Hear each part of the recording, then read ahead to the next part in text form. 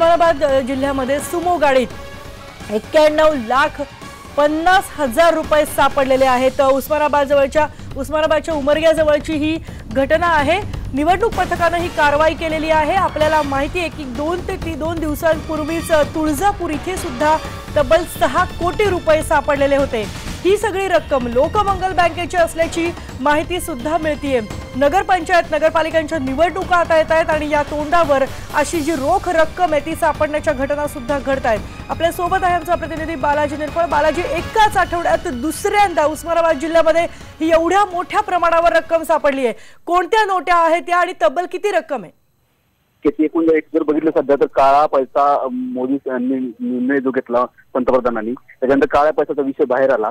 दुसरा बघितलं नगरपालिकेच्या सध्या निवडणुका सुरू आहेत आणि असं असताना की एवढी कॅश सध्या सापडते। उस्मानाबाद जिल्ह्याचं जर बोलायचं झालं तर आता आपण 6 कोटी रकमेची 2-3 दिवसापूर्वी बातमी चालू होती। त्याच्या अगोदर पण उस्मानाबाद जिल्ह्यात 1 कोटी किंवा 86 लाख पर्यंतला असेल किंवा तुळजापूर घटना घडल्या होत्या।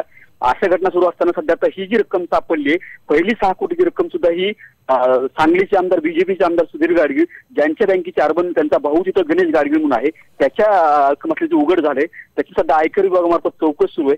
ही घटना ताजी असताना आता दुसरी घटना घडते ती उमरगा चौरस्त्यावरून उमरग्याकडे एक गाडी येत होती टाटा सुमो, त्या गाडीमध्ये ही रक्कम सापडलेली आहे। 91 लाखाच्या जवळपास ही रक्कम सगळी आहे आणि सगळ्या 1000 आणि 500च्याच नोटा आहेत त्याच्यामध्ये। आणि ही रक्कम जी आहे ती जे राज्याचे हे आहेत सुभाष देशमुख हे मंत्री आहेत, त्या मंत्र्यांच्या लोकमंगल बँकेची रक्कम असल्याचं सध्या तरी प्राथमिक माहिती पुढे आहे। त्याच्यामध्ये काही कर्मचारी असतील लोकमंगलचे किंवा हे जे निवडणूक विभागाचं पथक जे होतं त्यांनी ही कारवाई केलेली आहे। बालाजी, खूप महत्त्वाची माहिती दिली आहे त्याबद्दल धन्यवाद।